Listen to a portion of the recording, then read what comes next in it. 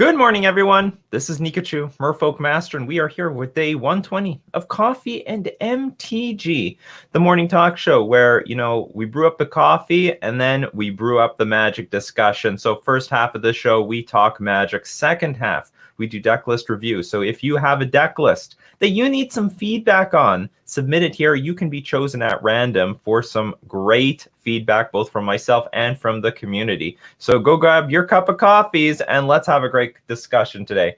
120 days. My God, I don't know if I should feel accomplished or depressed when we get to 365 days. That means I've spent exactly 365 days. And then divided by 24, it's like I devoted, weeks to this morning show. But everyone keeps showing up. Grim Ducky shows up every time. Ballada shows up every single time, even in the early days of Central Standard Time. Because we do this at twitch.tv/Nikachu MTG. You want to be part of the show? You want to come on down? We do this Mondays to Fridays at 9 o'clock a.m. Central Standard Time. Want to know what that's in your time zone? Google it. 9 a.m. CST into whatever your time zone is. But you got to know what your time zone is. If you don't know that, then you're in trouble. I do know people who do not know what time zone they are in. They are confused. Bounty, good morning. Good morning, Shadow Walker. And Lord Magicus tries. Just leaves it on in the background. So we are live here. Not exactly a podcast. I am not a podcast. What do you guys think this is? Is this a podcast? Is this a stream? I need to know the public opinion. I think most people actually look at this like a podcast now. Well, how can I find you on Spotify? You can't. You can't. You got to be here. You just let it run on YouTube. It's basically the same thing.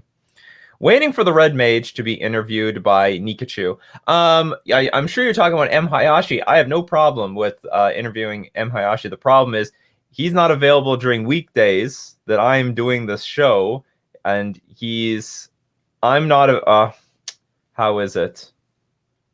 available on the weekends. And that's why you always, whenever I stream on the weekend, it is with no camera, no mic. It's just my screen because I'm sharing the room and space with my girlfriend. And Korean Hero, good morning. But I've talked to MHayashi. When I have a weekend available, or maybe if a weekday is available for him, we can get something to go. And he's doing really well. I think he's now jamming the challenges in addition to jamming the leagues. He's still the trophy leader with Mono Red. Let's go check out one of his latest lists. Why not? We can start the day off with MG Goldfish MHayashi. So he's got a very innovative Mono Red deck, doing very well. I mean, other people than him are also finding success with this deck, so this is not exclusively... The success is not exclusively to MHayashi anymore. So the main, who would have thought of playing a Bosch in Modern? He's the only one who decided, you know what, maybe we can play a Bosch in Modern. It's when I look at this deck, it's somewhere between aggro and mid-range, because it has a much longer grinding plan, but it can blow you out of the water really, really early in the game. Because he's got plans that go into the late game. But let's talk about the base plan. I mean, you go aggro with the Swift Spear, with the Soulscar Mage. A lot of good value with Bone Crusher Giant. And a thing about this deck is that, unlike a burn deck where once you've expelled your resources and you're done, this deck has an incredible amount of 2-for-1s or a lot of grind to it. So Bone Crusher Giant, a 2-for-1. Seasoned Pyromancer, like a 3 or 4-for-1, because you can discard cards from your hand, which will still have value even in the graveyard.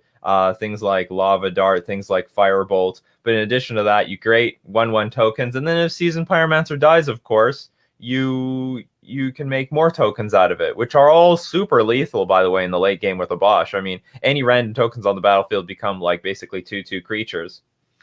Or 2/1 creatures, I should say, because if you don't know what a Bosch is, if a source you control with an odd converted mana cost. Oh no, I guess that does that. Well, how are tokens looked at? So tokens don't do anything? If a source you control with an odd converted mana cost would deal damage to a permanent or player, it deals double that damage to that permanent or player instead. I don't think it counts the tokens, to be honest. I think it's just going to be counting these things. 0 is even. Okay, so it's tokens are not super lethal. A Bosch is still super lethal, and like Firebolt at flashback 5 will deal 4 damage instead of the usual 2. Okay, anyway, starting with a Bosch stuff, anything with converted mana cost odd will deal double the damage. So that's basically Season Monastery Swift Spear, Bone Crusher Giant, Soul Scar Mage, Season Pyromancer, the Firebolt, the Flame Slashes. Flame Slash can deal 8 damage. You know, take that, Reality Smasher. Lava Dart deals twice as much damage. Lightning Bolt deals 6. So an incredible amount of damage, but also the grind. So grinding with Bone Crusher Giant, grinding with Seasoned Pyromancer, grinding with Firebolt, with Lava Dart, with Light Up the Stage. So a lot of really good value. I'd love to hear what he has to say about the archetype. And Oblivion Stone, just like a catch-all answer now to everything. I mean, like, you know, if there's a core Firewalker on the other side of the board, Oblivion Stone. If Leyline of Sanctity, Oblivion Stone. Basically anything. Anything on the battlefield that could be a problem for this deck, now you just run Oblivion Stone and it just destroys everything.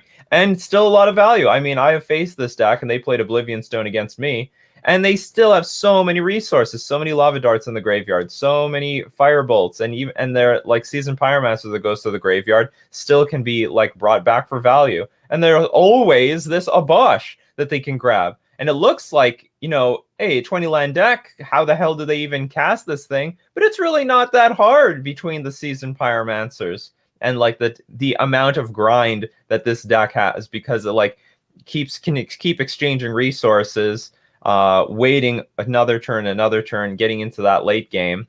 So between Seasoned Pyromancer and Light Up the Stage, this deck can get those lands. I heard that MHayashi even had some Blast Zones in the sideboard before.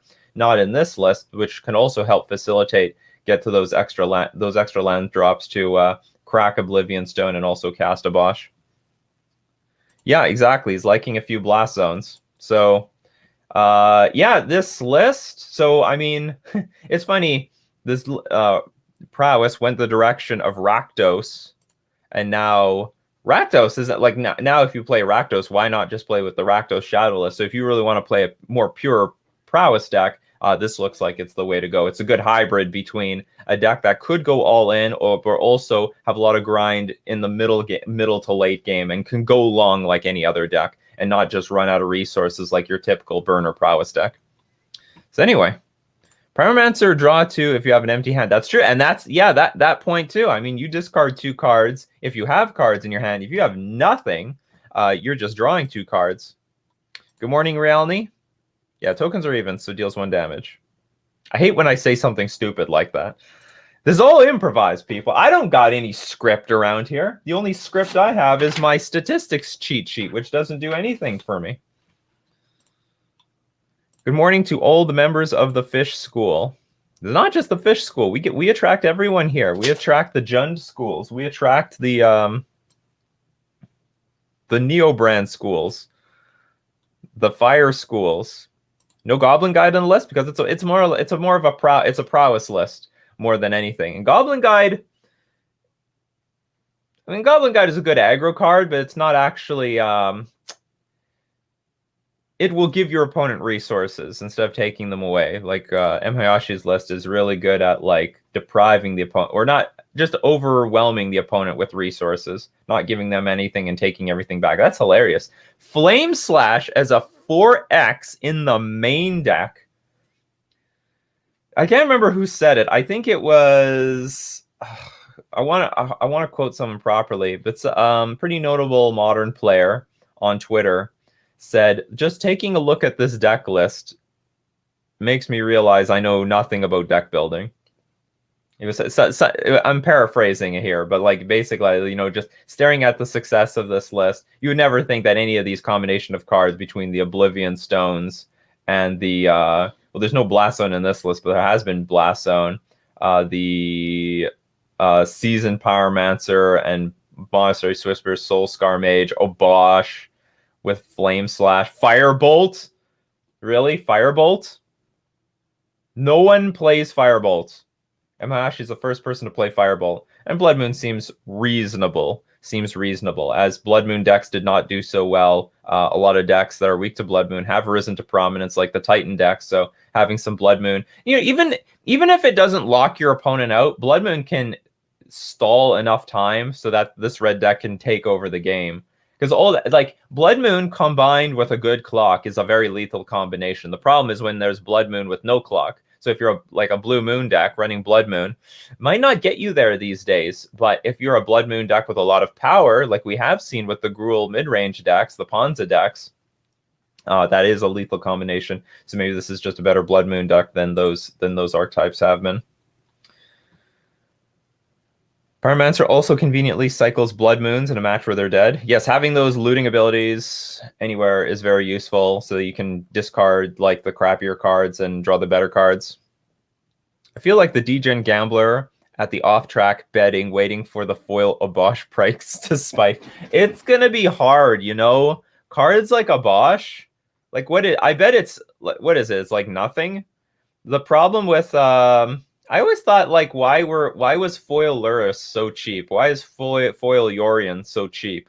It's because you only need one at best. But you know what? There's a lot of commander staples where you technically only need one.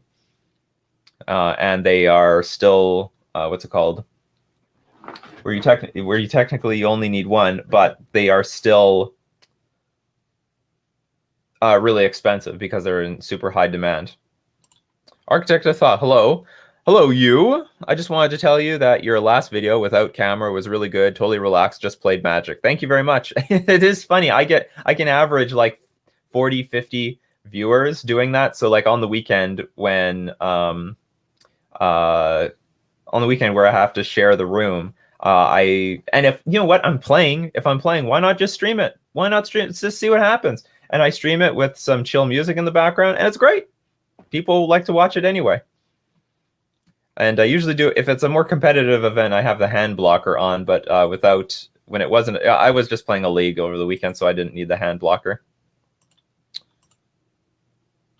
Seems bad against Thalia and Chalice. Well, that's the thing about this deck. You know what? I've played Chalice against it, and then they play Shattering Spree. They got 4 of them, and Shattering Spree will destroy that Chalice of the Void. And not to mention, they'll grind to it. They'll find it through Light Up the Stage, through Seasoned Pyromancer. They actually have some way of digging to the... and you know MHayashi loves... Well, actually, this is very un-MHayashi-like. MHayashi loves the 4-ofs. I've actually never... I don't know if I've ever seen him play a deck with, like, 2 of something. It seems out of place for MHayashi here. He's playing with a 14-card sideboard. He's not even playing with a full 15 cards. Handicaps himself and still gets the 5-0. Unbelievable. Just ridiculous. Who needs 15 cards on the sideboard? It's overrated. Overrated. And I don't think Thalia is that big of a deal because this deck also runs a million removal spells. I mean, all you need is 2 mana. Yeah, between all these removal spells, one of them is going to hit the Thalia. Morning, Pan Hernandez.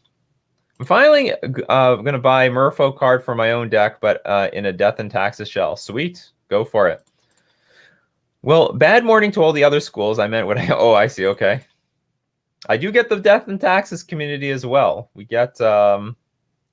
what's his name? Spider Space is in here all the time. You never know if something works until you try it. That's right.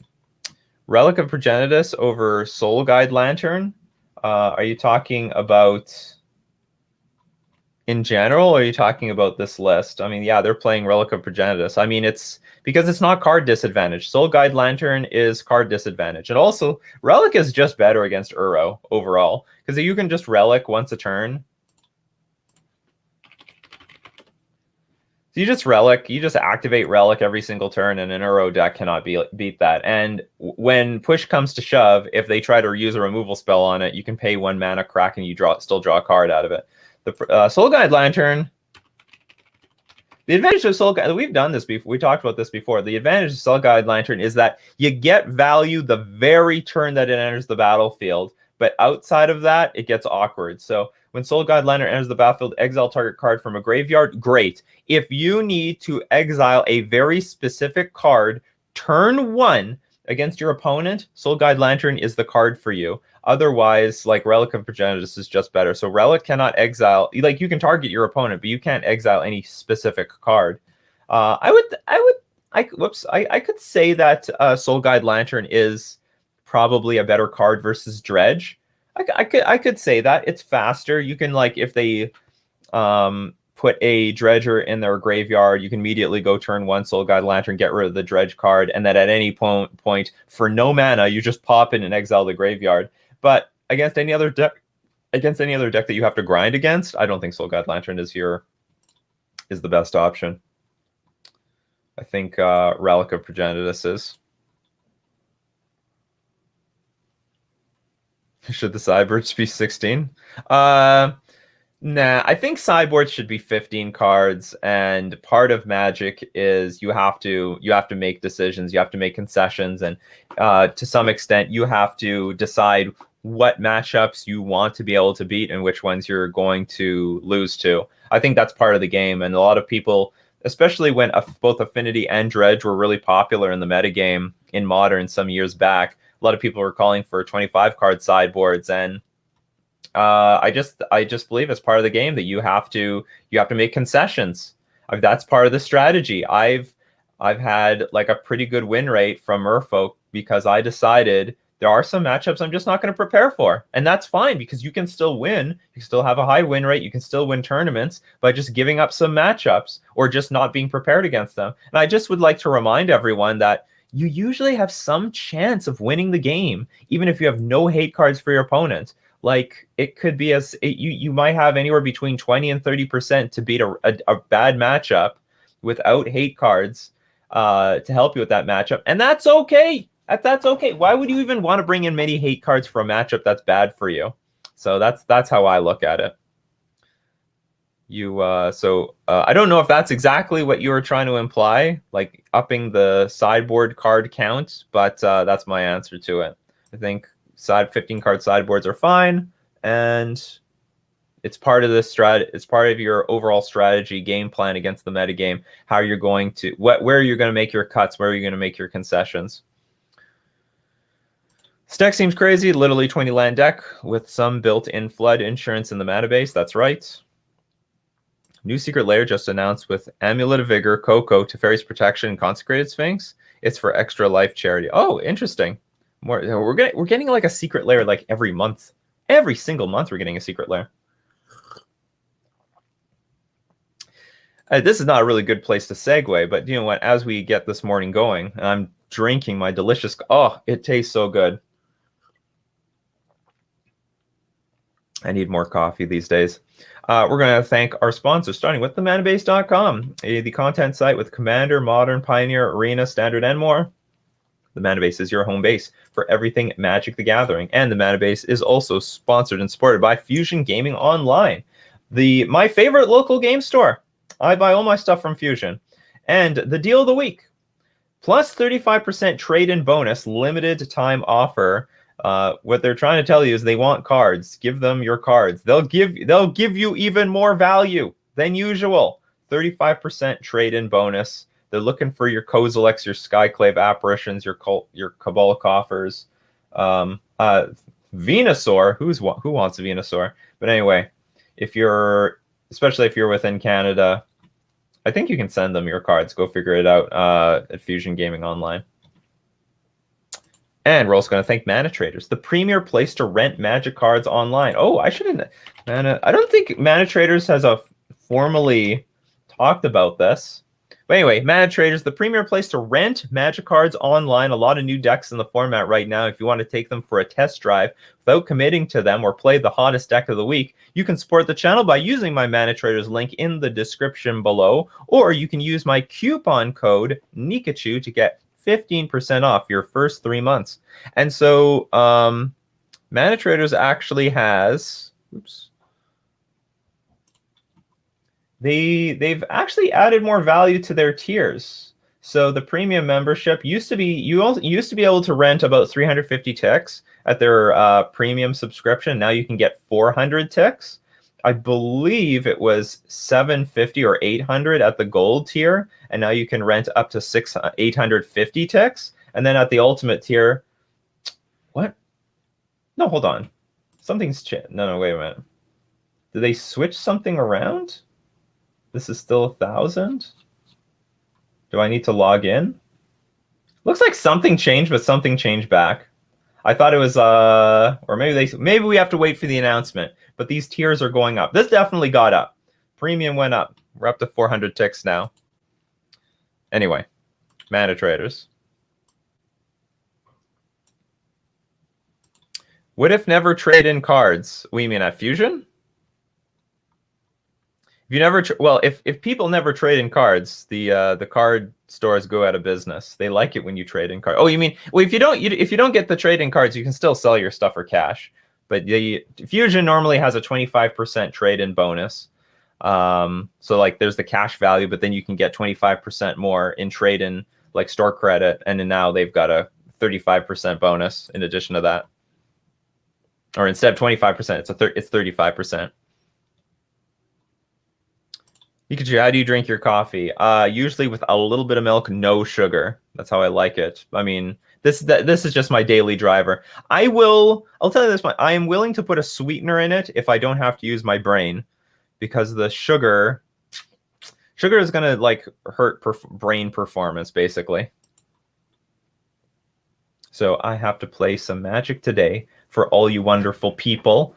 You know, I stream Magic the Gathering, so I got to be in a good state of mind, keep the brain as fresh and as strong as possible. If Modern was ever on Arena, do you think there would be a ton of new archetypes since people would have an easier access to cards? I think people are going to have a harder access to cards on Arena, like a way worse access to cards. And actually the metagame might become worse on MTG Arena. I think it will become more narrow because, especially with the ladder setup, like I never considered that, like with the ladder, like only the best of the best is allowed to exist. Anything that's like a brew that cannot survive, you know, like all the random decks that go 5-0, they won't have any existence on the ladder unless they were legitimate. So like a lot of the random brews that you would see 5-0, and like if the 5-0 posted deck lists makes Modern look super diverse, and it is, by the way. But in ladder play, like just the best decks are allowed to exist at the top, and it just destroys everything else. And that would end up getting other people to encourage them to get into those decks. And you can't trade cards. So you can't lend cards to people. You can't be part of any sort of rental service. You would have to buy every single card yourself.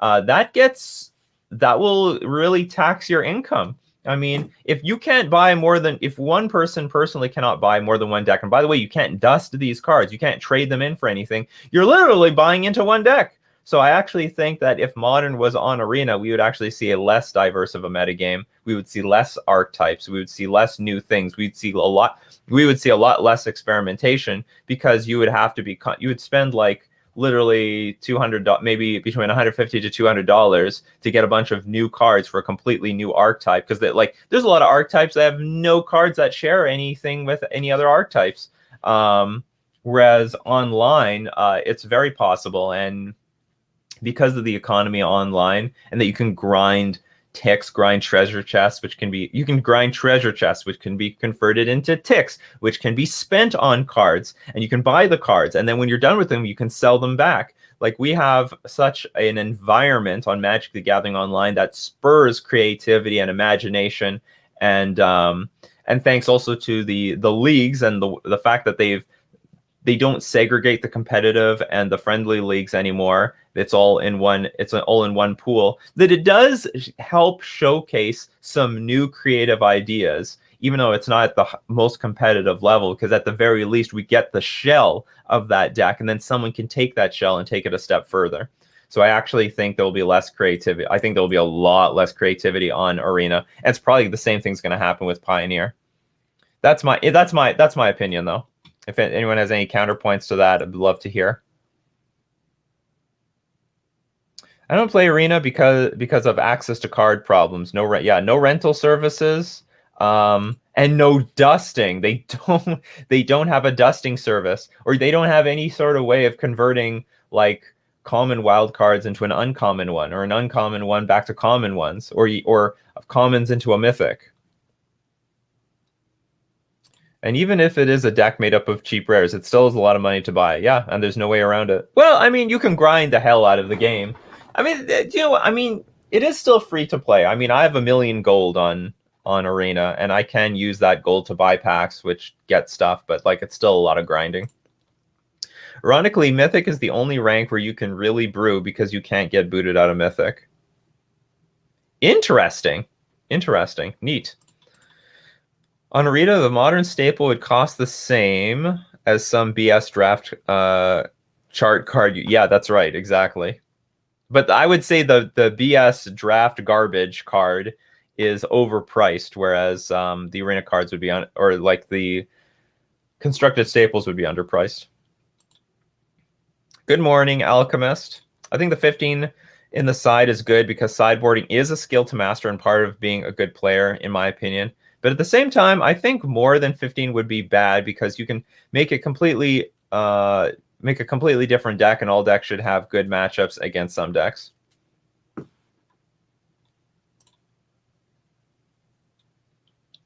I didn't spend a single buck on MTG Arena and got second tier historic decks.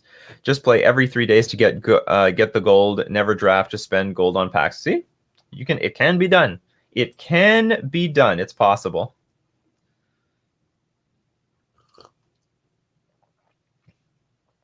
Well, all the cards on Arena is effectively $6. That's good for stuff like Scalding Tarn and bad for stuff like Sun Petal Grove. Yes, getting fetch lands on Arena is going to be nice.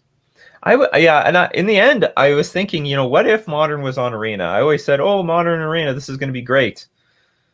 But I don't make any money on Arena. I mean, unless somehow the channel itself. I mean, I never really thought about it, but like, you know, I am technically earning money from playing leagues, and that has some value to me.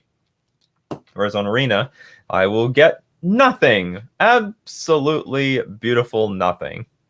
Maybe I'll play Pioneer, though. I'll see what happens. Oh, Abosh counts as the 15th card. Oh, somebody cracked the case. There's Abosh. That's why there's 14 cards. Well, in that case, MTG Goldfish, you confuse me. I know this is a companion. Should put it here, though. Where the sideboard should be, say, 15, but only show these 14 cards, and the 15th one is here. How dare you? How dare you? MTG Goldfish, you tricked me. Now I look stupid twice on my morning show. Can I look any more dumber? Quote number 3.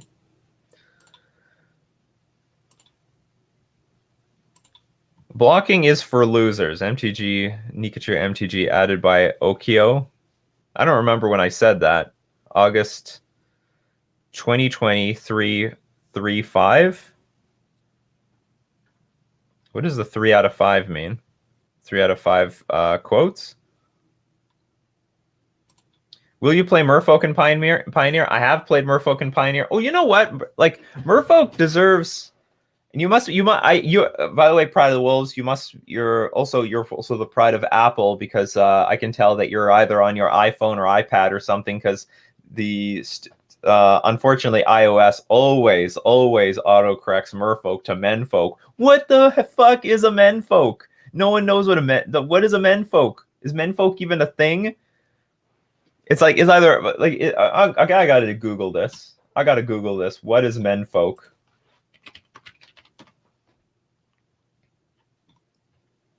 This is a word. A group of men considered collectively, especially the men of a particular family or community. Who uses this word more often than merfolk? Yeah. I just learned I have some bad news for you, Pride of the Wolves. I have some bad news for you. 75% of my community, they're Android users. The Android users! I did a poll. I was surprised. Millions and millions of Android users. We are a minority. We're a super small minority here. Like flying men? Yeah, probably. Yeah, I guess so. My iPhone. Well, you got to teach. Well, what ends up happening is you have to teach the phone or your device what merfolk is. It will learn. It will learn eventually. Sup, menfolk? Hanging out with the boys. Will I play spirits in Pioneer? Well, that I intend to do because I still have all the spirits cards, and I have no intention of like not. I should probably try Merfolk again because we now have a pseudo lord, right? No, we still don't have Regery. I'm thinking like in historic we have Regery. I don't know if Merfolk is worth it in Pioneer. Mono Blue Devotion is a thing, but I don't know about Merfolk. But for spirits, I mean, they have everything. We just got Skyclave Apparition, so like we have even more tools and resources. My uncle got an iPhone for free, but it's basically a brick because the original owner couldn't unlock the ID because they lost access to the email for the account. Android doesn't brick your phone. No. You can wipe the phone. You can just get the phone wiped. But it's basically a brick because the original owner couldn't unlock the ID. They lost access to the email for the account. There's definitely ways of wiping the phone. And then you just start over from scratch. That's not the hardest thing to do. You cannot wipe the phone without access to the Apple ID. I'm going to have to Google it, but I think there's a way. One way or another. Oh, yeah, hold on. Maybe not. Why? So why buy a phone that you have no access to? They must have given some stupid discount and then become. Oh no, but they got it for free, right? Well, free is free. Now, I mean, okay, just take it to one of those cellular stores. They'll definitely wipe the phone for you. That is literally the security thing that Apple goes far out of their way to prevent it. I think Apple just prevents you from getting into the phone. I don't know if it prevents you completely from wiping the phone. Public service announcement: don't buy packs on Arena. You got to draft to maximize resources. But I'm not 100% sure about this. Maybe if you don't have the app, maybe if you don't have your Apple ID, you're completely screwed. I don't think it completely bricks the phone though. I think, well, okay, I'm not sure. Maybe it's bricks, but I would like to believe that there is a way to at least like wipe the phone. Maybe I can look at how to wipe iPhone without Apple ID. Okay.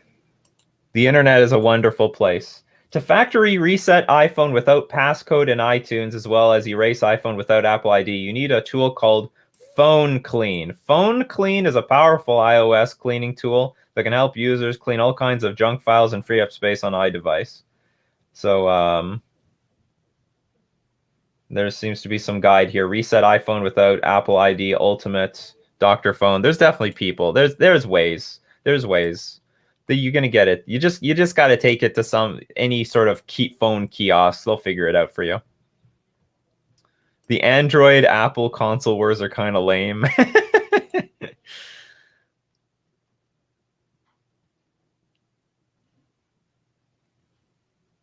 I think the U.S. government would allow a phone that can't be backdoored to exist. You think the U.S. government would allow a phone that can't be backdoored to exist?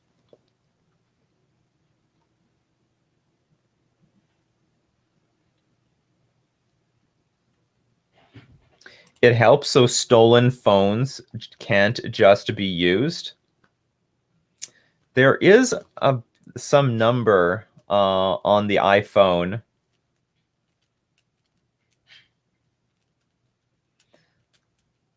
Well, whatever. I don't know that much about this. I think I'm decent at MTG, but I definitely can't get an average win rate in draft on Arena. Seems like so many players kind of specialize in drafting. Like, what do you mean by win rate? Well, I mean, okay. Well, first off, limited is just like, it's a different variation of like Magic. I mean, it is its own beast from constructed play. you are literally building a deck on the spot, but you're also, well, I mean, ideally, if you're in a pod of players that you're going to be playing against, you also know exactly what they're going to be running, because you can see the cards being passed around. But essentially, it puts a test to your deck building skills. You have to consider a curve. Like you have to build your curve as is. So you have to sometimes pass like really good 4-drops because you need a 1-drop, you need 2-drops, you need early game pressure or defense, or you're going to get run over. So you have to consider your curve as you're building your deck, and you also have to consider the metagame. I didn't know that until I started playing Limited, is that Limited has a metagame. They have archetypes, and you have to either start crafting your deck into one of those archetypes, but also make sure that you have the tools to beat the other archetypes. Like there might be some green-red aggro deck, then there might be a blue-black mill deck, and there's going to be, I don't know, a blue-white mid-range deck or whatever. But the point is that there are certain archetypes as times go on that you either try to build as you're drafting, or at least keep in mind as you're drafting those cards. Did you buy the Switch? I have not, and I've actually gotten really far from now I don't even care about the Switch because I'm just playing Among Us. That like scratches my video game itch at the moment, and I would love to be part of more MTG Among Us groups and like stream some of this stuff. Can you do a poll, PS5 or Xbox? No.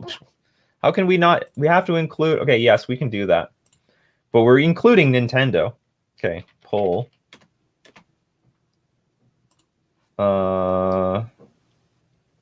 Choose your console.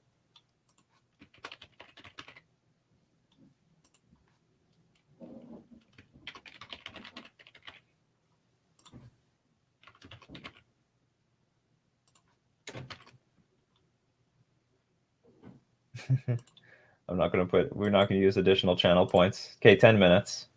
We'll let this go. I've played Mario 3D All-Stars. I definitely did not miss Rainbow Ride. Mario 3D All-Stars? Is that like one of the newer All-Star games? I just remember Mario All-Stars, like the OG or original Mario All-Stars, where it gave you like Mario 1, Mario 2, Mario 3, and then Mario Lost Levels. There was a point where I like dropped out of consoles, like somewhere after Nintendo 64. I never got a GameCube. I did get a Wii though. I got the Wii, and then I got a Wii U. What if I have all of them? You must pick one. Only pick one. I want to vote. I need to get in there for Nintendo. Vote. I voted today. What's an... Oh my god. Will you live under a rock? Will you live in a shell? Look like you have the turtle avatar. You can also play MTG for fun without worrying about breaking even / profiting. Whereas... well, you could do that. Or you could... Well, I mean, like, it depends on, like... It depends, like, what you want to take out of this game. Like, personally, for me, I don't actually play Magic the Gathering for fun very much, and that's why I was talking about the Nintendo Switch, because I love video games for fun. Like, this is my outlet for fun. I play Magic for... This, like, scratches my competitive itch in basically every way. Not as good as chess did back in the days, but like it still does the job, and I really like the competitive. I like the competitive nature of Magic. It has its own unique environment. I love the structure of the tournaments. I love the top 8s. I like that aspect to the game. But I don't really play it for fun. I mean, I got into it for fun, but now I play it like for sports basically. And that's why I try to take Magic to another level, and that's why you learn all the things from me. Learn all the unique nuances and strategies. Live in a blue shell, you'll always find your way to first place. This sounds like some Chinese proverb or something. The one in the blue shell will always make first place. Just saying you can draft for fun. Yeah, absolutely. I like for fun, I like to play Cube. I mean, I cube for fun. Playing with friends, I was part of a Cube thing. And SNES for life, that was a very good console. I always built the best collection of a given set when I got the Mastery Pass and drafted indefinitely. I guess the best way of grinding cards, I mean, if you can draft consistently, I guess you can end up just getting like every single card but it will really suck for someone getting into Magic, say 5 years from now, and they have nothing, and they want to play like Modern or Legacy or Historic on MTG Arena. How's our poll doing? Not well. Well, it's doing okay, I guess. We got what, 14, 18 people voting. Nintendo and PlayStation neck and neck. Xbox not getting enough love. Only 4 votes for Xbox. All right, so we can definitely go to the second half of our show, Decklist review. So exclamation, if you got a deck list that you want some feedback on, you want to get some, get some information on, take to another level, help your matchup against your worst matchup, submit it for Decklist review. Exclamation point, deck review space, give the URL to your deck list, and please leave any comments. Are you on a budget? Because if you are, I'm not going to suggest any expensive cards. Sometimes I see a deck, it's like, hey, you're missing Cavernous Souls. Hey, you're missing Aether Vial. Where's your Force and Negations? And then I'm like, oh, wait a minute, you're on a budget. You probably don't want to spend more than $20 more on this deck. And also let me know, have you played this deck before? What are your bad matchups? What do you need help against? Since I'm on PC with Game Pass, it's basically like what?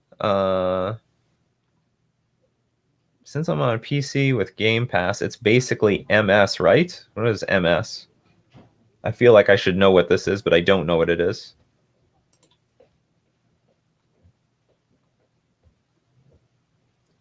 Oh, Microsoft. Okay. Since I'm on a PC with Game Pass, it's basically yes. You mean like, it's basically Xbox is what you're trying to imply? Yeah, I have an Xbox, but I'm increasingly leaning towards my PS5. Today's more of a talking about all sorts of wild things on this show today. Ratchet and Clank SSD transitioning next generation. I saw you submit your deck, Balada, and guess what? I don't think anyone else is in the queue, so you're going to be the default de facto person to pick from.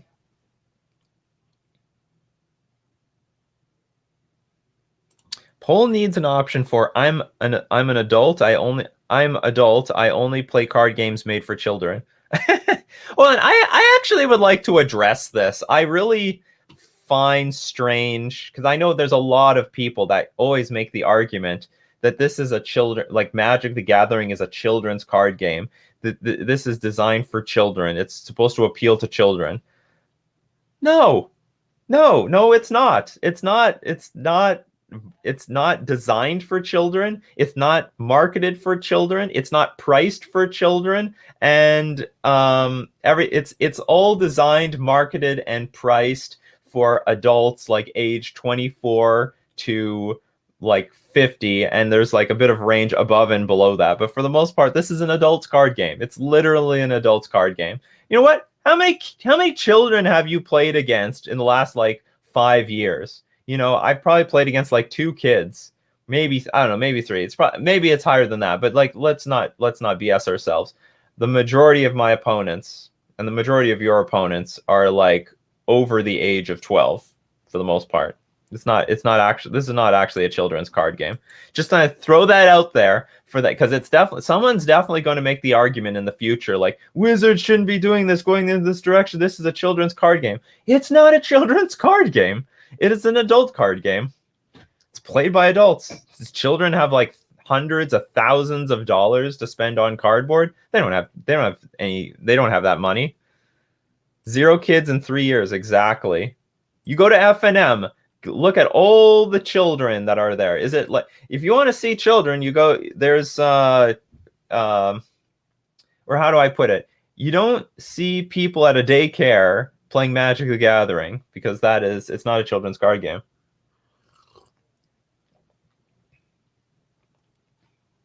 Balada says, I play 6 last year, 2 play Legacy, both under 13. That's impressive. There have been a few teenagers playing at my local game store. Well, teenagers are not, well, I mean, you can call them children, but like they're a little bit above that.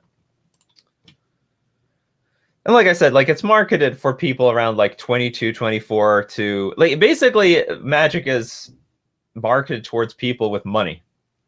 And who has the money? People who have jobs. The middle, like the more middle-aged people. I'm 16 and 17 on November. I'm the youngest in my local game store. Awesome. I mean, the game started off with a young audience. Like I was 12, 13-ish when I started playing Magic.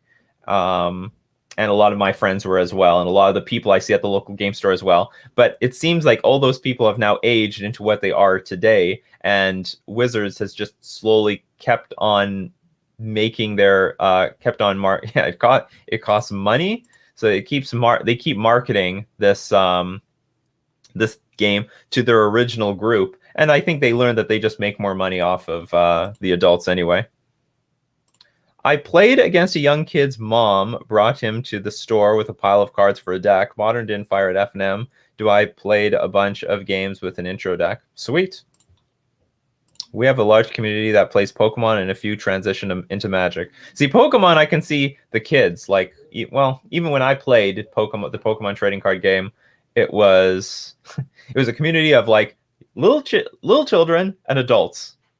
And nothing in between. Or I guess I was the thing in between because I was like 12 years old. I mean, I guess I'm still a child. Or was I 13 at that point? Maybe I was 13. Maybe that was part of that transitioning point that I got into Magic. But yeah, there were a few teenagers that scooped up all the victories. All right. Deck review pick. Let's look at Bellata. No, Bellata didn't get chosen yet. Your time will come, Bellata. Deck review. Shadow Walker's deck list has been chosen.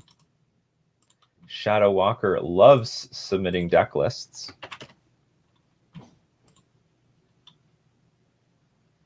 Trying to find a new deck to play in Historic because I get tired of STD real quick. PlayStation won the console war by a pretty hefty good margin, like almost 50% of the vote went to PlayStation, 32% went to Nintendo, 20% went to Xbox.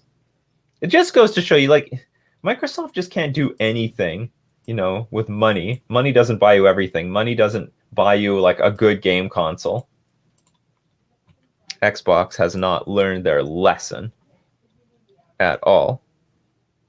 Hey, where's my screen? Did I get rid of it? Historic Warriors.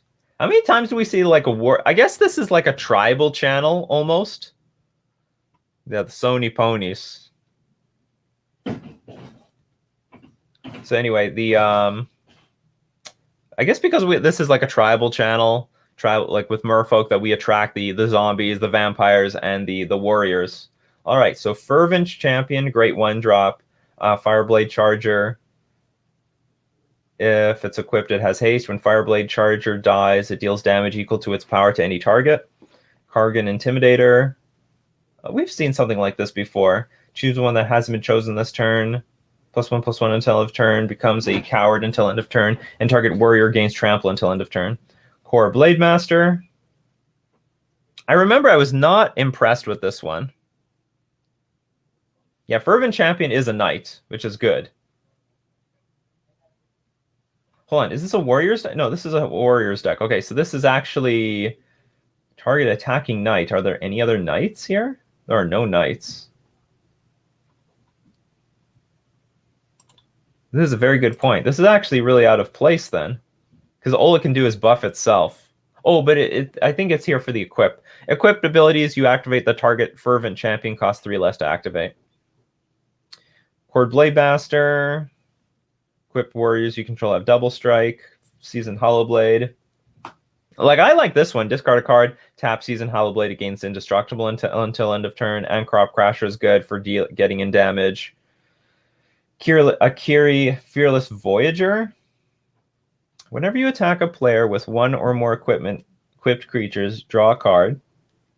You may unattach an equipment from a creature you control. If you do, tap that creature, it gains indestructible until end of turn. And Skyclave Apparition. Not a warrior, but like, you know, just a good card. Spikefield Hazard, it deals 1 damage to any target. If permanent dealt damage this way would die, exile it instead. Deals 1 damage to any target. So it's basically a land. I'm not sure. I'm not sold how much I like cards like. Hold on, because this one, does this enter the battlefield tapped? What's the other side? I want to see the other side. Show me the other side. Can this come into play tapped for 3 damage? Or does this come into play tapped?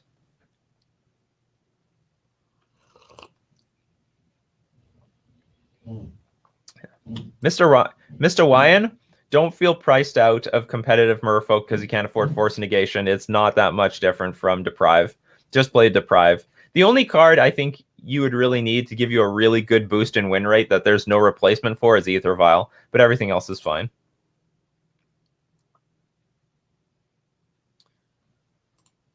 It's there because it's good with equip. Yes, and it's better early game than the Charger. Spike Field seems good against Uro, is it? No, always tap it. It's good against Uro. Why is it good against Uro? Deals 1 damage to any target. If a permanent dealt damage this way would die this turn, exile it instead. You dealt 5 damage to Uro? Like 5 more damage? What's your mana base? You have no lands in this deck. Oh my. Oh, there are lands. Sorry, it's I got confused. It says 10 artifacts and nothing else. So these are the artifacts, which are fine.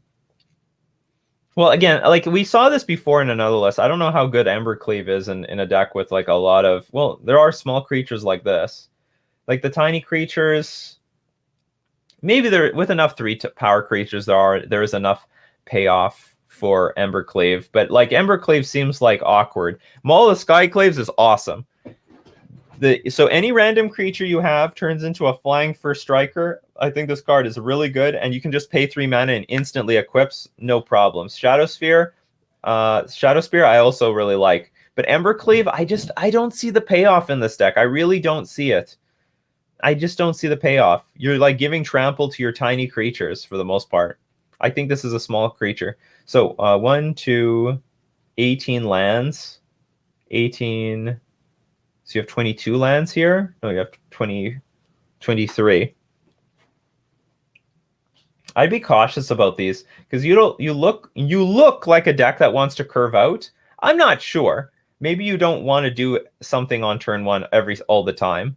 Maybe I'm wrong, but it looks like you're a deck that wants to curve out, and these are very clunky lands. They're very, very clunky. I know you're trying to get value out of them, but they seem pretty clunky. Why is this good against Uro? MG Goldfish has been buggy with showing lands as a separate category. I can tell. Oh, crack the riddle, because there is an ETB trigger on Uro. So Uro ETB has to sacrifice itself, but before it gets sacrificed, you snipe the thing down and you don't have to deal with Uro anymore. I guess that's fine. That still seems bad value. But there's no relic in this format. Because they still gained 3 life, drew a card, got an extra land drop, and you lost a card. Like, that's not... I don't know if that's how you want to win the war, but if you can win the Uro matchups like this, then all the more power to you. But it seems like a bad exchange to me. But maybe it's better than letting Uro live longer. I don't know. It is definitely... I could not see that at first. I don't play with this card, though.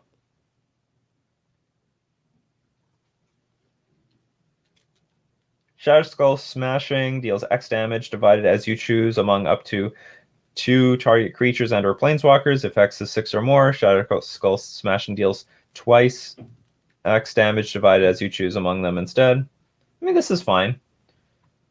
Mirror's Call, basically create 2... I guess it's like a late game sync. It's fine with me.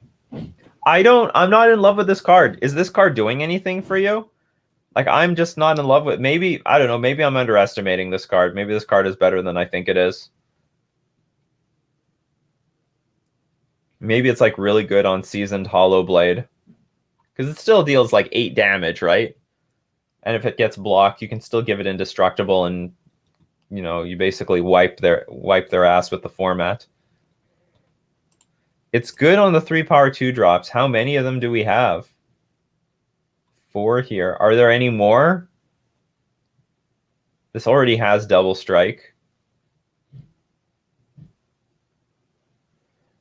I would like to play more, if I could.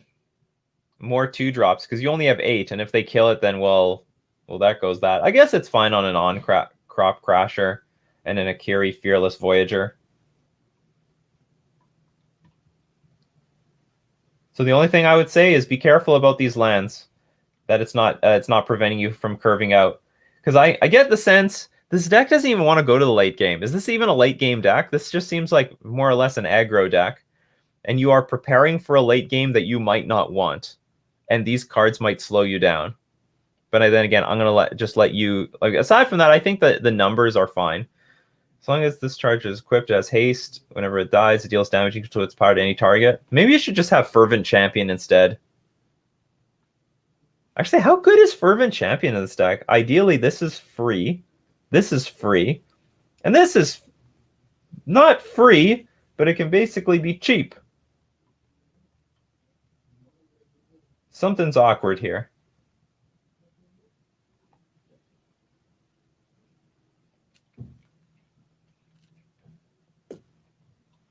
I have a curse making me flood all the time. Last time I played, I fled to 9 lands after removing 2 of the removing 2 from the deck. you just gotta play more. Okay, what's in the sideboard? Grafdigger's Cage, Disenchant, Scorching Dragonfire, Idol of Endurance, Soul Seer, Nahiri, Heir of the Ancients. I remember this card from before in Elspeth Conquers Death. I don't know what this deck I don't know what this deck needs in the sideboard. Sorry.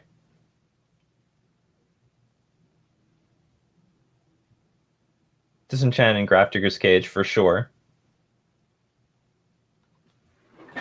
Some of these sideboard cards look very underwhelming in my opinion, but I can't give you any clear advice because I'm just not playing Historic right now. I don't know what you need to be prepared for. Okay, anyway, I gave my thoughts. I should just try to play a red-white aggro deck in Historic so I can get some sense of what the deck needs or how it plays for anyone who's giving or asking for more help in the future. But anyway, thank you very much for submitting the deck list. I hope I gave something. I don't know exactly, because it looks very similar to another deck that I would say if there are more high power 2-drops, add them, because you seem to, if you want to make Embercleave work, you need more power early on in the game. Or you need to flood the board with larger creatures. And I think you had those 2 creatures with that 3 power. I think that was in the right direction. If there's any more, you should go for it. Or add more of them. All right, let's move on with deck review. Klingi. I am trying to build a blue-white Spirits with Brazen Borrower and Skyclave. Should be easy. Is this Pioneer? Or is this, let's see what the format is. Pioneer, yep.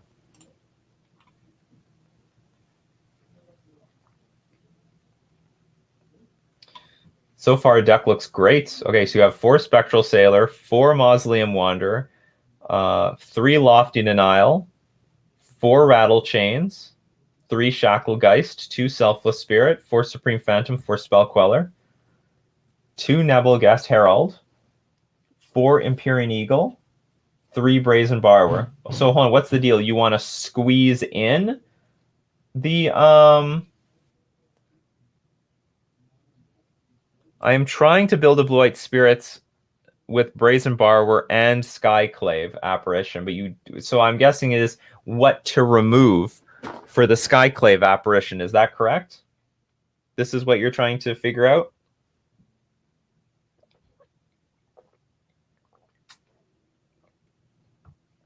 So I think what it is, you probably have to remove Nebelgast Herald. You either play with this card or you don't. Now, advantage of Nebelgast Herald, really good tempo card. It's phenomenal. And also counts all your other spirits that enter the battlefield and will tap things down. Really makes good work of clearing the battlefield and getting through with your attackers. Downside, small creature, 1 toughness, not going to survive like small how do I put it? Like small, like removal, like 1 damage, 2 damage removal. So very easy to pick off. So even if a Lord is in play, like Supreme Phantom, Nebelgast Herald isn't going to be around for very long. You probably don't need that many Brazen Borrowers. Like you can cut maybe 1 of them. Here, like, and I'm not even 100% sold on what's it called? Skyclave.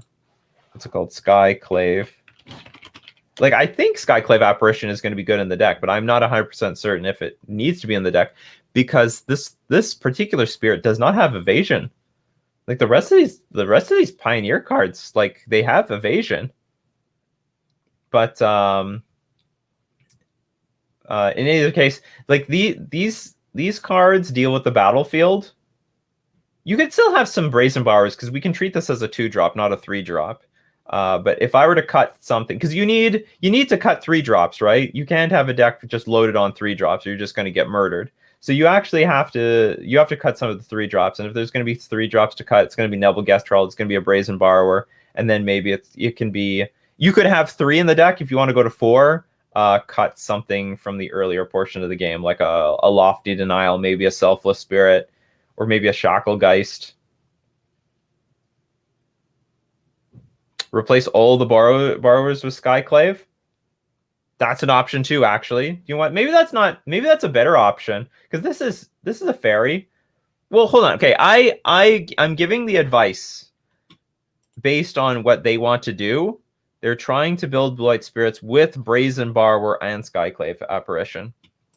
So if with those restrictions, I would cut 1 Brazen Borrower, 2 Nebelgast Herald, and maybe a Shacklegeist.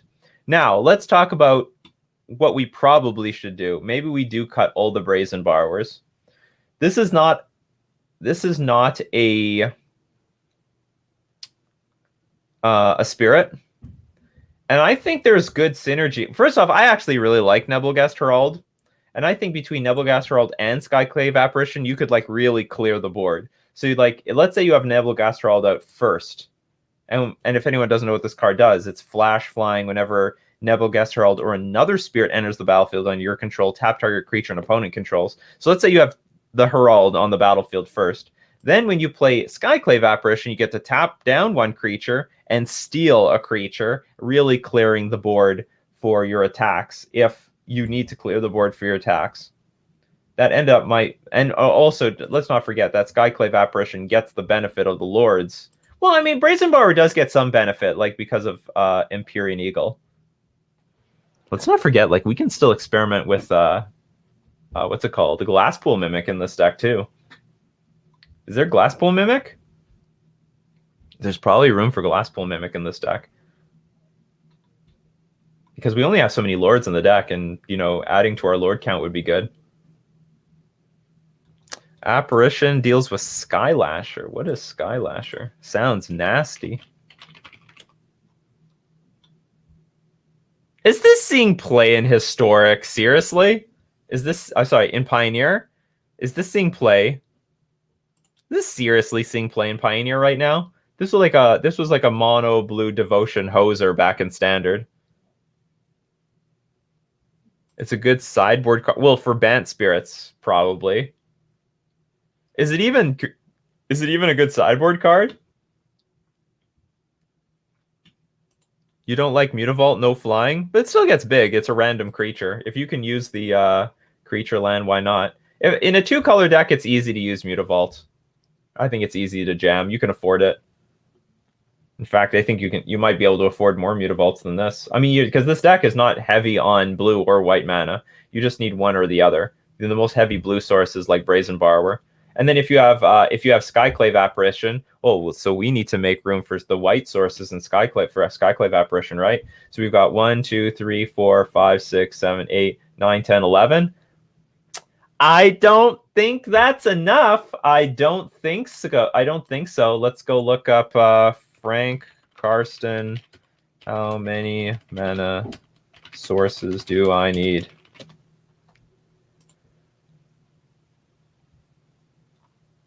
Okay, so if we need double CC, we need 18 white sources. 18. 18. That's a lot. But we need it if we want to cast this on turn 3 reliably. Port Town is actually pretty clunky. I mean, maybe we still play it anyway, but I mean, I've played my fair bit of Port Town, and I mean, if you got Mutavault or like Glacial Fortress in hand, it doesn't come into play untapped. But anyway, so are we missing Port Town? Maybe we just have to run Port Town anyway. So we have 8, 11. That's right. We have 11 white sources. We need 7 more. I guess we have to run Port Town and a few more planes.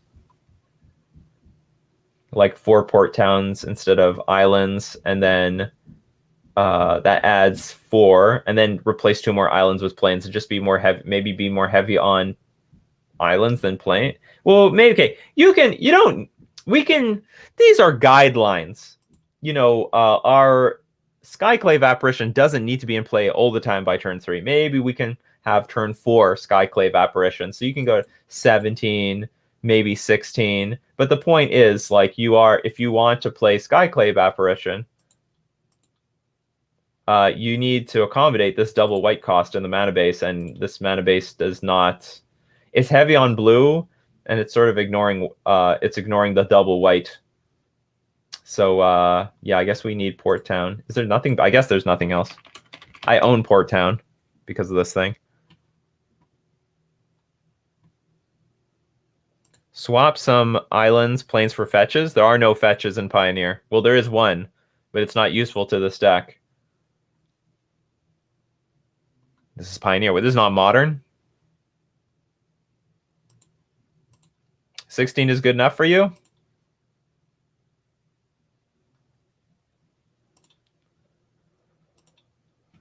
So Port Town, as enters the battlefield, you may reveal a plains or an island card from your hand. Includes Hollowed Fountain. So it does include Hollowed Fountain, but will not include Mutavault, will not include Glacial Fortress, and will not include other port towns. I can't remember. What was...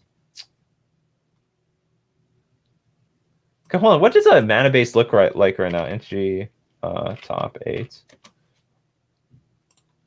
What does a Pioneer's mana base look like right now? Maybe they'll just have the answer, and whatever they do, then you just do it. Spirit Aggro. Someone... Pioneer League. Oh, this is their mana base. 4 Glacial Fortress, 4 Hollowed Fountain, 9 islands, 5 plains. Did they run Skyclave Apparition? They opted not to. Watcher of the Spheres.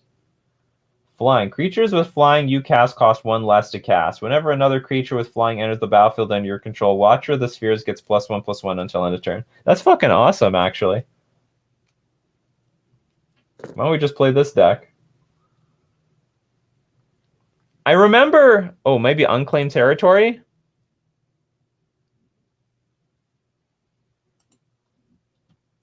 I remember... When I played Spirits, the mana base was so awkward. So let's say you play Unclaimed Territory. Now Glacial Fortress is going to come into play tapped a reasonable amount of time. But probably it's better.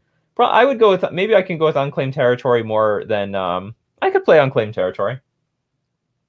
I could do it. You know what? This will come into play tapped a little bit, but we hope to come back with the Skyclave Apparition. Yeah, and you still have millions of blue sources for this Lofty Denial anyway. It's probably going to be a little bit of a non-bow with Glacial Fortress. It's hard. The mana, like the fact that blue-white does not have Seachrome Coast is such a beating. Like, it is such a beating. I remember how clunky the mana base was, and that's why the Bant version of the deck played with like millions of shock lands. They were just shock city. Okay, let's look at another Spirits mana base, and we just saw this one. Okay, they're a little bit more adventurous with the Unclaimed Territory, but this one, oh, this is multicolor, Botanical Sanctum, Branch Loft Pathway.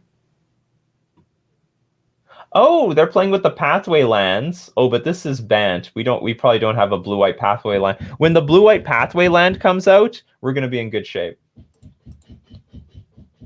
Breeding Pool. See, this is Bant. So Bant is easy because they just shock themselves. They just shoot themselves in the foot and they like it. Why not Azorith fast land? Oh, because it doesn't exist in Pioneer. That's why. It just doesn't. The Seachrome Coast. You're thinking of Seachrome Coast. The mana base in Pioneer is not good. Like this is not Pioneer legal. Is the problem. Okay, so let's look at. I try to just look at stuff that's on Magic Online.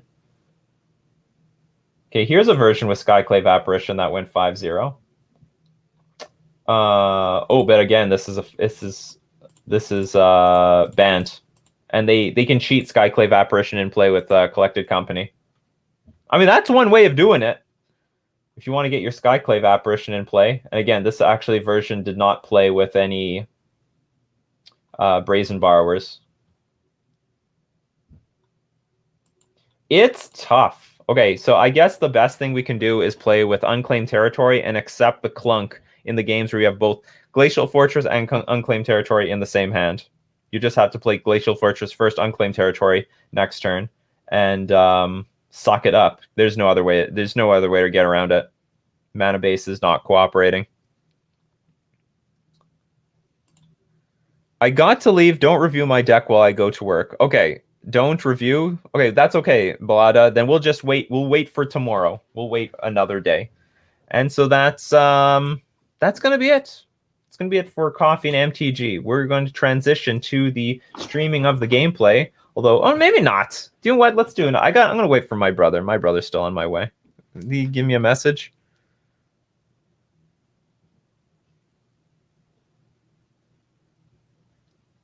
Whatever. Let's okay, we'll review one more. If the next person to be reviewed is Balada, then we'll cut it out. Deck review, pick. It is Balada's one. Is there anyone else in queue? Deck review, pick. Okay, the hoax there. Is this like the hoax? Oh, we have a Merfolk deck here. I don't think this is any normal Merfolk deck, though.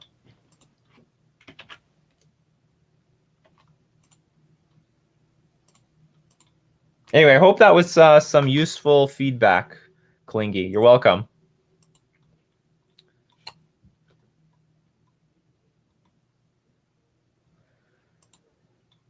Okay, just brewing here for the games at my local game store, trying to make a decent deck out of this. It includes Pure Sight, and the Mantle combo, and also Luris and Emery for some extra value, and finding the combo pieces. I know I should be probably going for power or combo, not half-assed like I'm doing right now, but that's the way I want to play it. Questions. 1, got 63 cards right now. Suggestion on what I should remove. 2, any cards I should add. 3, anything else I should consider. Should probably fit more islands, but Minamo seems cool. But Pure Sight Marrow is not legendary. Would also like to have more Glasspool Mimics as well. Should I have Force Negation or Dismember main deck? Probably Force Negation to maybe protect your own combo. Have a wall of text, answer whatever you like. I'm going to answer everything. Emery and Luris it is. Emery is an interesting addition to the deck because it lets you regurgitate. I never thought about that. What if we go all in on that stupid Pure Sight Marrow deck? What if we do that, people? Because there was definitely something to that Merfolk combo deck. I don't remember what my win rate was with this deck.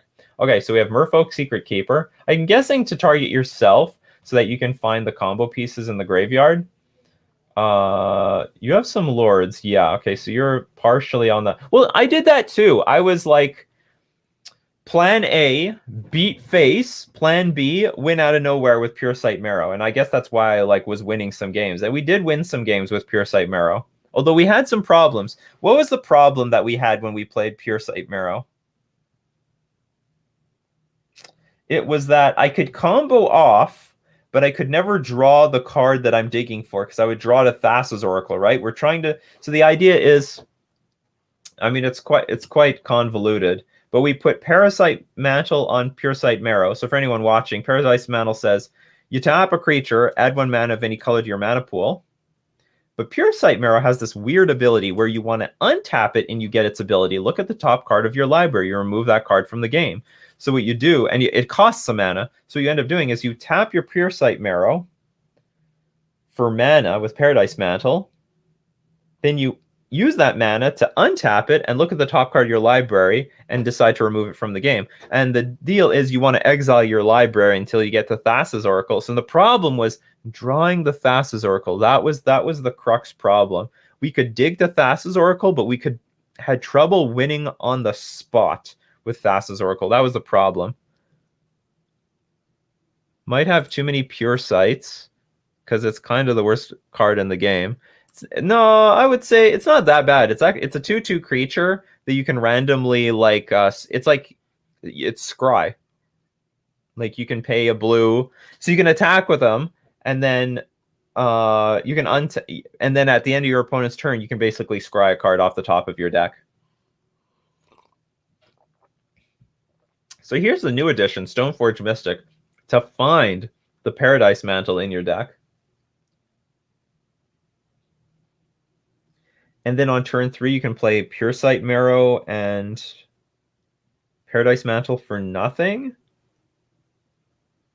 No, wait a minute. You can play Pure Sight Marrow on turn 2. Turn 3, Stoneforge Mystic. Find Paradise Mantle. Play it for 0. Equip the Pure Sight Marrow and then go off.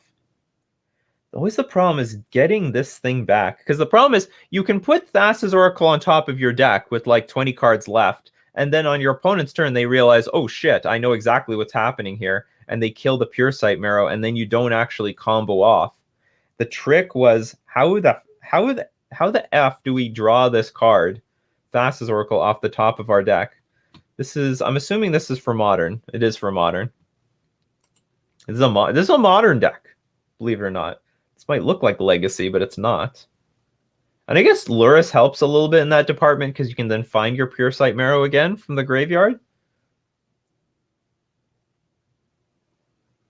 I remember playing this deck. It wasn't bad. Like it wasn't stupid. You're playing with Waterlog Grove. Okay, so you can draw it off maybe with Waterlog Grove, but you need a lot of mana available. Wanderwine Hub, Snow Covered Island, Mutavault, Manamo. Yeah, this Manamo probably doesn't matter in this deck, right? Or maybe it did. Oh, it has some synergy with Emery, actually. I didn't realize the combo is modern. It is very modern legal. I played once with this combo. And I comboed off very reliably. But the problem was how the F do you draw the Thassa's Oracle in your hand is the problem. I mean, do you know what? There might be some do you know what? Maybe what we need to do is just play with 4 Thassa's Oracle and hope that you just have it in your hand at the time that you combo off, and you just rip away your entire deck, and then you just play Thassa's Oracle for victory the very next turn.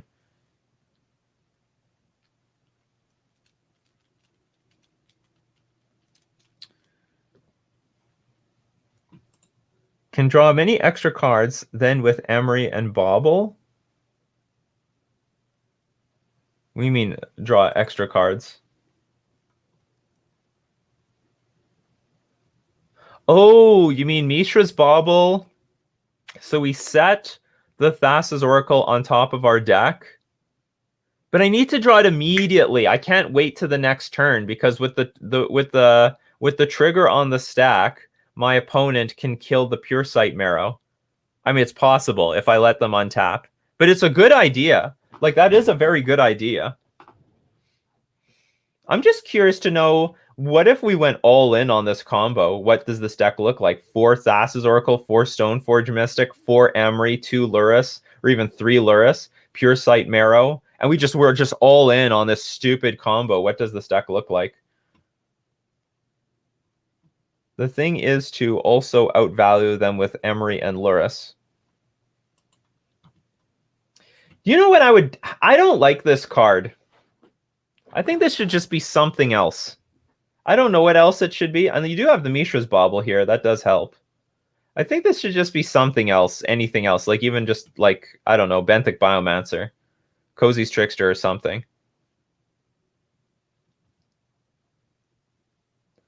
This just does not fit. I don't think it fits either game plan very well. I think you can do fine with Emery just by itself. You don't need to dig for the You don't need to dig for cards. Or make this another Lord or something. Or make it more Thassa's Oracles. An extra Lurrus, like a third Lurrus. You felt like you needed more things in the graveyard? Well, things will just naturally go to the graveyard if you play creatures. Like, you don't need more things for the graveyard for Lurrus. Or you just put more things that can go into the graveyard and you'll just find them and regurgitate them later. Like 4 Chalice of the Void, for example. I think Chalice on 1 doesn't hurt you. Like, it just hits Aether Vial, but Chalice on 1, for example, might be a better option than Merfolk Secret Keeper. And you can keep regurgitating them back with Emery. I think. I was thinking about Leveler myself, but it's way too expensive. Yeah, I was just thinking about that. Why not play a few cantrips? So maybe there's a world where we play Opt, so that you can opt into your Thassa's Oracle immediately.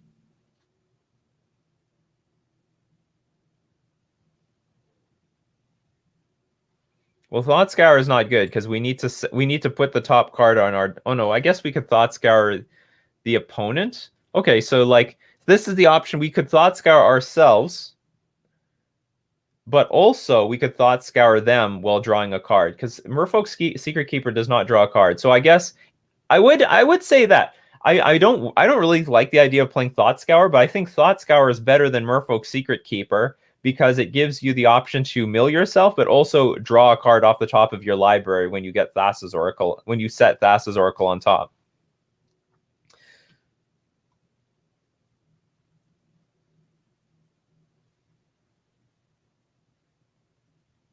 Why not Serum Visions? It's way better to dig deep. This deck, to some extent, wants cards in the graveyard because it uses Emery and Lurrus to regurgitate them. Like, Emery's pretty useless on the battlefield if there's no artifacts. Also, if you had 4 Chalice of the Void, you could play Emery for cheaper. Like, you go turn 1, turn 1 Aether Vial, turn 2 Chalice on 0, Emery out. And of course, you could just beat them down with Batterskull and stuff like that. Is there anything else? Well, Merfolk Secret Keeper has to change for something else, either for a cantrip.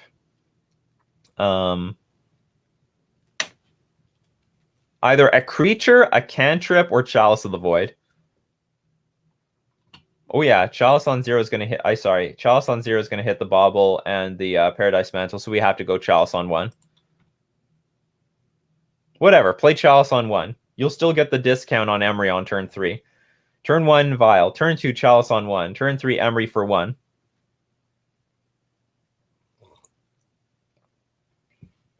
And the cards that go to the graveyard is still useful for Emery. You could also open up some slots by just putting Lurrus. Oh no, you can't put Lurrus in your as a companion because you were running Emery. And Batterskull. And Sword of Light and Shadow. It's okay, Lurrus is never going to be a companion. You're making me think about this deck again. I thought I'm putting the deck down. I'm never going back to the deck.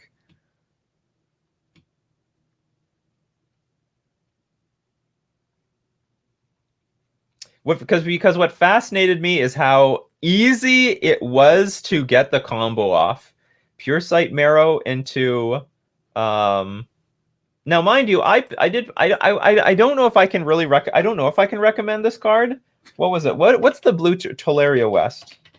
I was running Teleria West in my build because I could transmute for the Paradise Mantle. So you know, it's also a land, so you can use it as a mana source, or you could use it to tutor up the combo pieces. But I think maybe I don't know if this deck needs that because you're running Stoneforge Mystic, and that's probably better. Yeah, just when they thought I was out, they'd pull me back in. Like, another way I could go about this thing is I just play a regular Merfolk deck with Stoneforge Mystic and Pure Sight Marrow, and I very lightly have 2 Thassa's Oracles, no Emerys, no Lurrus. No, I probably should play Lurrus. Actually, do I need to play Lurrus? Unfortunately, all the equipment are... Yeah, we could play Lurrus, but in the main deck. No Emerys, and I just play a normal Merfolk... Again, a normal Merfolk deck, but with this random combo attached to it, and it's like nothing fancy. Maybe one Merfolk Harbinger? No, too expensive. Don't you want to play Muddle the Mixture in this sort of deck? Maybe as a sideboard card. Like I know what you're saying, and maybe it deserves a spot. So Muddle the Mixture is like it's like Teleria West.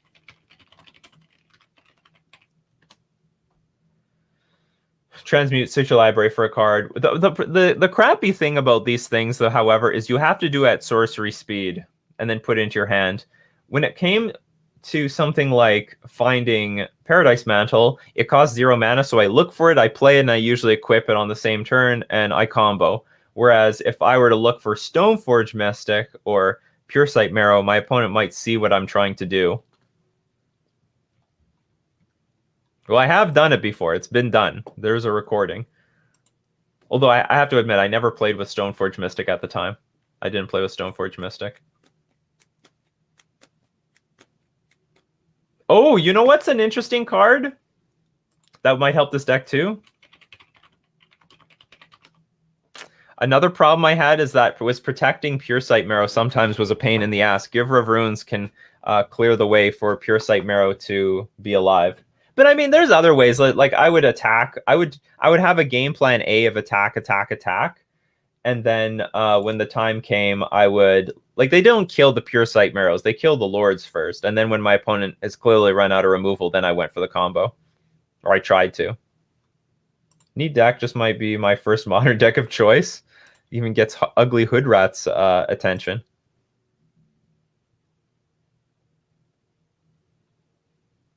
Harder on combo with Pentad Prism? What do you mean by that? Headshot catcher.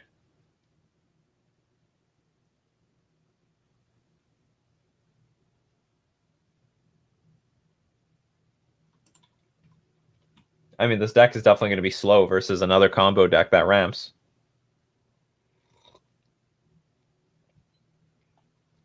That's for sure. So, I don't...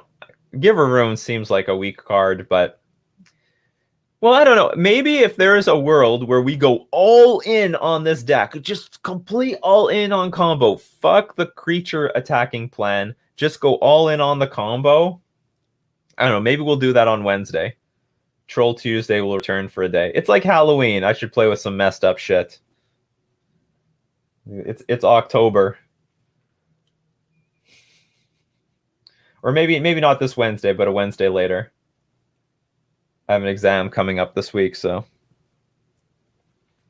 I'm just going to play some really straightforward stuff. But yeah, so anyway, I'm just articulating the problems that I had with the deck. And if I were to build it again, I need some plan for drawing this card immediately.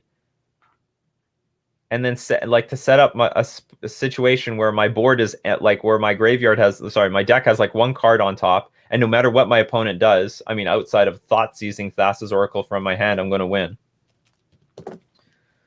Or the perfect thing to do would be draw my entire deck except one card, opting my Thassa's Oracle to the bottom of the deck and then just drawing everything else. El Rodeo Sandla. I love the idea. It's funny how many people are just learning about this idea right now. When I played this deck sometime this year. Halloween cried for a special Mirror Regery art.